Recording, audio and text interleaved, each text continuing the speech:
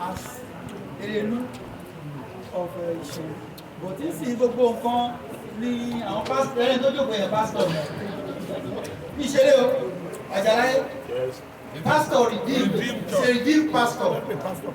pastor ẹ bá ìdìtọ́ lọ́wọ́ èmi kẹ̀ sí fi mọ́. ókè tó wá ní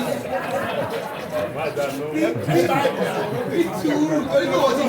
wọ́n ti di olúwo wọ́n ti yọjọ́ sí kúrò lórúkọ ẹ̀ wọ́n yọjọ́ sí kúrò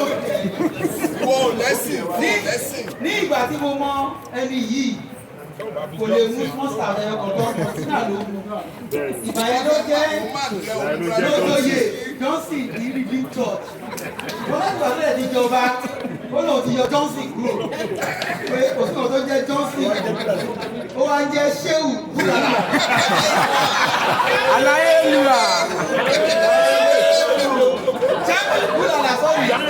Jamiu Búlàlà ó lóun yọ Johnson kúrò mẹ́ so Fúdí ṣẹ̀ṣẹ̀ ó mú fún ó sì yọ èdè náà ó mọ̀ so he is a pastor ní so bíbélì ẹ tó bá lọ máa lo bíbélì tó máa lọ ayé ìyàtọ̀ ìpè ẹ̀dùnkọ́ sí pé tí ọba bá wà jà báyìí bó bá ṣe hun àwọn fámìlì ẹ̀ ló ṣe máa sí àti ní tax force rẹ pé wọ́n lọ́ba àwọn olóko bàbá òjá ilẹ̀ nígbà tó ń ṣe kọmitì wọ́n ní kó o sùn ló ṣé wọ́n ìrókù kó o sùn ló lù bí obìnrin ó ṣe wẹ̀ ọ̀pọ̀ káwù lọ kí accident ṣẹlẹ̀ fún fún ẹ̀kọ́ orí wé ìrókù ẹ má jẹ́ káwọn ẹni ìwé kọ́kọ́ máa jí ti kẹ́ẹ̀tì kọ́kọ́ wá kàn ó dàgbàdàgbà ó sẹ́ ṣíkẹ́ lọ rí bẹ́ẹ̀ ọ̀kẹ́ mẹ́gbà wọn dání kéèyàn kan wá jáde kó sọ ṣíkẹ́ náà wọ́n. Now we have the battle of the government pé bó bá ṣe ń ọba wọ́n sì máa sìn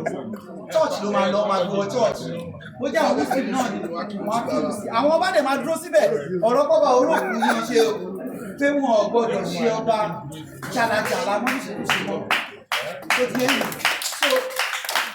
bẹ́ẹ̀ náà ni gbogbo ọ̀tá ń ṣe yìí ṣe rí ìṣẹ̀ṣe àfisílẹ̀ tó rẹ̀ lẹ́ṣẹ̀ rí gbogbo àwọn ilé ìta ṣe pé bọ́ ṣe ń ṣe nígbà náà ni ká ṣe kó lè rí